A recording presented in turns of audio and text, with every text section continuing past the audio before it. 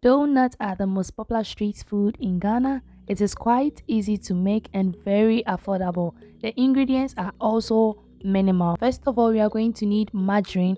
We are going to use margarine instead of butter. After, we are going to need warm water, not too hot, not too cold. We'll also need evaporated milk. If you have whole milk, that's good. We're going to need bread flour. This is the main ingredient. We're going to also need salt for this recipe, extract, that's vanilla essence. I will also need yeast for this recipe.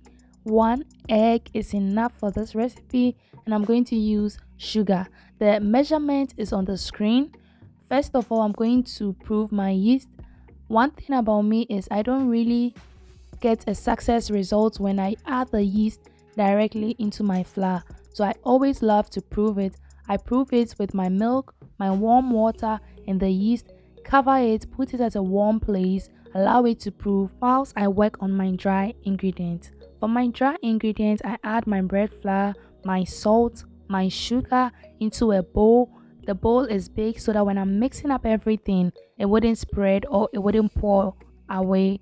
I'm going to mix up everything and then add my improved yeast. The problem here is my yeast that I made in the beginning was taking a lot of time to prove, so I quickly prepared another one with water, a little bit of sugar, and the yeast. And then I added my extra to the milk and used the one I prepared newly. But the one I earlier did, I'm going to use it to make another recipe, so stay tuned for that recipe. After I've added the wet ingredients to the dry ingredients, I mix it up with my spatula, but I'll go ahead to finish up with my palm because it makes the work easier and faster. I added 2 tablespoons of margarine, yes, to make it very buttery and very flavorful. I give it a good stir, work on it till it mixes thoroughly, and then proceed to work or knead it on a tray. I'm going to knead it till it becomes elastic and stretchy because we want a bread-like dough. The oil I used is to prevent the dough from sticking to the board. So I'm going to knead the dough till it becomes ready. This moment the dough is not ready at all. So I'm going to let it rest because it has toughened and then come back to knead it till it is very smooth. The technique I use for kneading is very good. I will urge you guys to use it. It prevents your wrist from paining you and it makes the dough smooth very quicker. After a while, my dough is ready and you can see it is very smooth. So I'm going to let it rest for a while for it to rise or double in size, and then we'll proceed to the next step. After an hour, it has doubled in size. I deflate it and then shape it or mold it into a round form so that I can proceed to cut my dough into pieces and give it the shape or the donut shape. First of all, I'm going to divide it into 2 and then cut it according to the same size. I don't have a measurement, so all I do is to gauge it with my eye, use my pizza cutter to cut it into balls.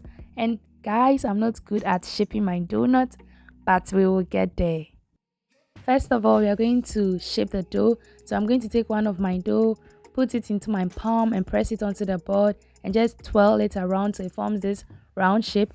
I do that till I'm done with all the pieces.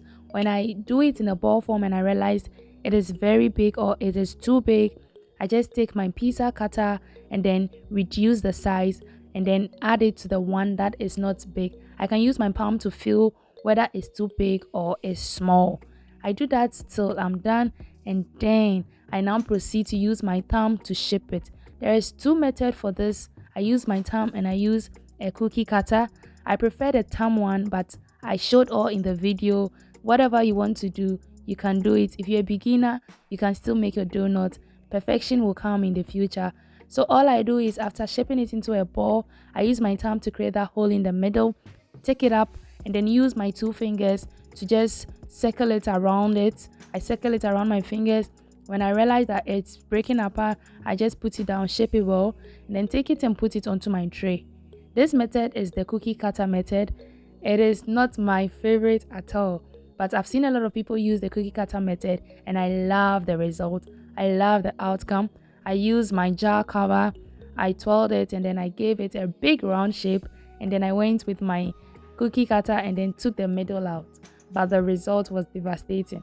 But anyways, it is food and we consumed. I prefer the first one, but I will keep perfecting this. After I've shaped my dough, I use my pizza cutter to just lift it up because it has a very flat surface. If I use my palm, I'm going to distort the shape. And this method is very easy. I just pick it up easily and put it on the tray. I do that till I'm done, and then I now arrange it on the tray. But before that, I put a flour on the tray to avoid sticking. After a while, I let it rest, and when it rises for a while, I proceed to fry. I let it rest for it to rise for about an hour before I went ahead to fry, but it seems I did not film that section. So first of all, I just put oil on fire, allow it to heat up. It's not supposed to be too hot or it's not supposed to be too low, but medium heat. I test it out with the small ones. When it fries beautifully, I now proceed to add the bigger ones. So at this moment, I'm done with the small ones. So I just went ahead to put the big ones inside. And for the pan that I'm using to fry, I'm always careful because it can easily burn. So I don't just leave the cookie in the fire or in the oil. I just use my chopsticks to twirl the dough around so that it can get a uniform color. If I had leave it to fry on its own, it's going to get burnt because first of all my oil is small. So the quantity that I'm using, I require to put the dough inside one after the other. At a point, I realized I can even put two.